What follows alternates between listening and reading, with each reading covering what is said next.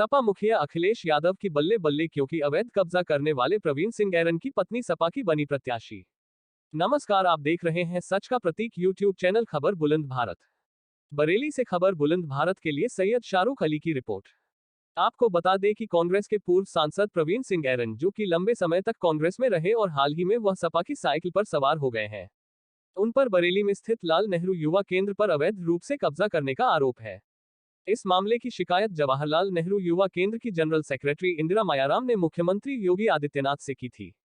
शासन ने मामले में संज्ञान लिया और जांच में पाया गया कि जवाहरलाल नेहरू युवा केंद्र पर अवैध रूप से बारात घर का संचालन किया जा रहा है। आपको बता दें कि बरेली की कैंट विधानसभा से समाजवादी पार्टी के प्रत्याशी सुप्रिया ऐरन के पति प्रवीण सिंह ऐरन के विरुद्ध मुख्यमंत्री योगी आदित्यनाथ को दिए गए शिकायती पत्र में बताया गया है कि जवाहरलाल नेहरू राष्ट्रीय युवा केंद्र गैर राजनीतिक एवं स्वयंसेवी संगठन है, जिसकी स्थापना वर्ष 1968 में भारत के प्रथम प्रधानमंत्री इंदिरा गांधी ने की थी। इसके प्रथम अध्यक्ष भारत के वित्त मंत्री सी सुब्रमण्यम थे। बताया गया है कि संस्था दिल्ली सरकार के अधीन सोसाइटी एक्ट में पंजीकृत है। इसका मुख्यालय दिल्ली में तथा उत्तर प्रदेश सहित अन्य राज्यों में इसकी शाखाएं हैं। आपको बता दें कि जिला अधिकारी की संतुष्टि पर आवास विकास उत्तर प्रदेश शासन द्वारा 30 वर्ष की लीज पर युवा कार्यक्रमों की गतिविधि हेतु सिविल लाइंस में भूखंड आवंटित किया गया था। आवंटित भूखंड पर उत्तर प्रदेश सरकार के अनुदान से प्रशासनिक भवन ऑडिटोरियम का निर्माण किया गया, जिसमें युवा केंद्र के डॉक्टर प्रकाश चंद्र सनवाल की अध्यक्षता में 8 निदेशक देखरेख में सांस्कृतिक कार्यक्रम का नेतृत्व में शिविरों का आयोजन, व्यायामशाला का सफलतापूर्वक संचालन किया जा रहा था।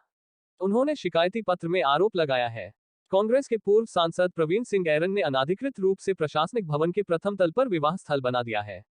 अपनी राजनीतिक रसूख और दबंगई के बल पर प्रवीण सिंह ऐरन ने पूरे युवा केंद्र पर अवैध रूप से कब्जा कर लिया है, जिससे संस्था के पदाधिकारियों को युवा केंद्र में कार्यक्रम करना मुश्किल हो चुका है। उन्होंने बताया है कि प्रवीण सिंह ऐरन जवाहरलाल नेहरू युवा केंद्र के कोई पदाधिकारी व सदस्य नहीं है। आरोप है उन्होंने फर्जी तरीके से अपने आप को युवा केंद्र का सेक्रेटरी जनरल डायरेक्टर घोषित कर रखा है। शासन के आदेशों पर जिला अधिकारी की जांच में भी स्पष्ट हुआ है कि प्रवीण सिंह ऐरन ने जवाहरलाल नेहरू युवा केंद्र पर अवैध रूप से कब्जा कर बारात घर का संचालन कर रखा है। अपने रसूख और राजनीतिक पकड़ के चलते योगी सरकार और मुख्यमंत्री योगी आदित्यनाथ भी पूर्व सांसद प्रवीण सिंह ऐरन से जवाहरलाल नेहरू युवा केंद्र को कब्जा मुक्त नहीं करा पाए। लंबे समय तक कांग्रेस में रहने के बाद कांग्रेस का अस्तित्व खत्म होता देख सांसद प्रवीण सिंह ऐरन अपनी पत्नी सुप्रिया ऐरन के साथ समाजवादी पार्टी में आ गए। समाजवादी पार्टी के सिंबल पर बरेली जिले की 125 कैंट विधानसभा से चुनाव लड़ रही है। प्रवीण सिंह ऐरन को ऐसा लगता है कि उनका राजनीतिक वर्चस्व कम हो रहा है, इसलिए उन्होंने पार्टी बदलकर अपनी पत्नी को शायद यह चुनाव लड़ाने का फैसला लिया है। इस मामले में जब कांग्रेसी नेत्री इमराना हुसैन से बात की गई तो इमराना हुसैन ने कहा, जी, अब से करीब 4-5 साल पहले मेरे भी सुनने में आया था कि डीएम साहब, जो बरेली डीएम हैं, उन्होंने इसके ऊपर कार्रवाई भी की थी और ऐसा कुछ मुझे भी सुनने को मिला है कि हाँ, ऐसा कुछ है। और बाकी देखिए, पार्टी के पास इसके बारे में सारी जानकारी मौजूद है और अपने स्तर पे जो लीगल है तरीका, जो संवैधानिक तरीका है, उस तरीके से प्रक्रिया चल रही है। और जिन्ना में क्या फ़र्क है? जैसे कि देखा जा रहा है, आप और जिन्ना एक बराबर है। जब तक वो आपके परिवार में रहे थे तो ये मामला आपका सुर्खियों में नहीं आया था। अब लगातार सोशल मीडिया पे तूल पकड़ता चला जा रहा है कि कब्जे का, प्रवीण सिंह ऐरन द्वारा कब्जा करने का। ऐसा क्यों?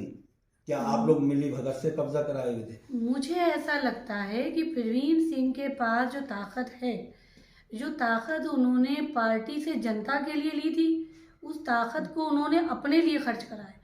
शायद उन्होंने कहीं ना कहीं उसी ताकत का प्रयोग करा है और जाहिर सी बात है, क्योंकि परिवार का सदस्य थे तो परिवार के ऊपर तो नाम आएगा ही। फिर जैसे कि लंबे समय तक कांग्रेस में वो रहे और कांग्रेस में रहने के बाद भी उन्होंने नेहरू युवा केंद्र पर अपना कब्जा कर रखा था और कांग्रेस को इस बारे में मालूम था, जैसा कि अभी आपने बताया, लेकिन उसके बाद भी कार्रवाई नहीं की गई। मैं ये कहना चाह रही हूँ कि जो ताकत उन्हें जनता के भले के लिए दी गई थी, वो ताकत उन्होंने अपने निजी स्वार्थ के लिए इस्तेमाल की, पहली बात। दूसरी बात कि जब ये केस दबा रहा तो कहीं ना कहीं उन्होंने इस ताकत का दुरुपयोग किया होगा। मैं ये नहीं कह रही हूँ कि ये पार्टी के संज्ञान में नहीं होगा, लेकिन हाँ, इस ताकत के आगे कांग्रेस की ताकत कमजोर हो गई इतनी बड़ी पार्टी की।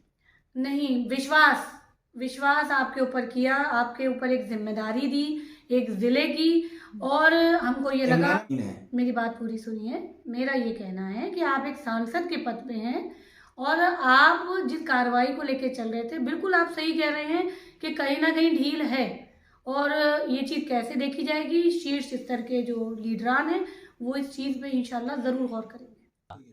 ऐसे में सूत्रों की माने तो प्रवीण सिंह ऐरन पर अवैध संपत्तियों पर कब्जे के कई मामले शासन के संज्ञान में आए हैं, लेकिन उनकी रसूख और सत्ता में गहरी पकड़ के चलते कोई भी सरकार उन पर कार्यवाही नहीं कर पाई।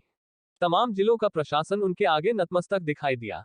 वहीं नवनियुक्त सपा जिलाध्यक्ष शिवचरण कश्यप से जब इस मामले में जानना चाहा तो उन्होंने सपा की कैंट प्रत्याशी सुप्रिया ऐरन के पति प्रवीण सिंह ऐरन के जवाहरलाल नेहरू युवा केंद्र पर अवैध कब्जे को छोटा मोटा बताया। क्यों न बताते सपा के बरेली जिलाध्यक्ष शिवचरण कश्यप, क्योंकि उन पर भी पहले से ही अपराधी मामलों के आरोप है। चुनाव कार्यालय बनाकर वहां से अपनी चुनावी गतिविधियां संचालित कर रहे हैं, इस पर आप क्या कहेंगे?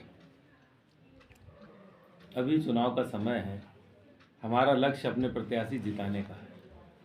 ये छोटे मोटे आरोप तो लोग लगाते ही रहते हैं और चुनाव में ज़्यादा लगाते हैं। अगर मान लीजिए वो विधायक बन जाते हैं तो बरेली शहर की और ऐसी कितनी संपत्तियों पे कब्जा कर लेंगे विधायक बनने के बाद? अगर विधायक नहीं, विधायक बनेंगे ही, और संपत्तियों पे कब्जा नहीं करेंगे, संपत्तियों के कब्जे छुड़वाने का काम। उनके ऊपर एक आरोप ये भी है कि वो जाली नोट के कारोबार में लिप्त थे, उस पर भी शासन ने संज्ञान ले रखा है। नहीं, ऐसा कुछ नहीं है, चुनाव में सब ऐसी बातें होती रहती हैं। ये काफी समय से ये चीजें जाली हैं। नोट कहीं पे दिखाई पड़े उनके पास, उनके खिलाफ जो एक शिकायत गई है, उस शिकायत में शासन ने संज्ञान लिया है और उसमें जांच भी चल रही है। शिकायत तो कोई किसी के खिलाफ कर सकता है, और जब जांच होती है तो साफ सुथरी छवि निखर के आती है, और जांच में जो लोग आरोप लगाते हैं वो धराशायी हो जाते हैं। जैसे अभी आपने ये कहा कि छोटे मोटे आरोप, किसी तरह से किसी संपत्ति पे वो कब्जा करेंगे, वो आपकी नज़र में छोटा मोटा आरोप? कब्जा तो तब मानेंगे कब्जा निकल के आए कि हाँ कब्जा। हाँ, उसमें आपकी जो रिपोर्ट आई है उस रिपोर्ट में ये संतुष्टि हुई है कि इनका कब्जा है। हमें जब देखने को मिलेगी तब हम इसका उत्तर दे पाएंगे। यहाँ खास बात यह है कि सपा मुखिया अखिलेश यादव को जिलाध्यक्ष और बरेली कैंट विधानसभा प्रत्याशी पति जो सिर्फ एक रात में ही मिल गए, वो भी अखिलेश यादव के मतलब के। अब तो सपा मुखिया व यूपी के पूर्व मुख्यमंत्री अखिलेश यादव की बल्ले बल्ले होगी।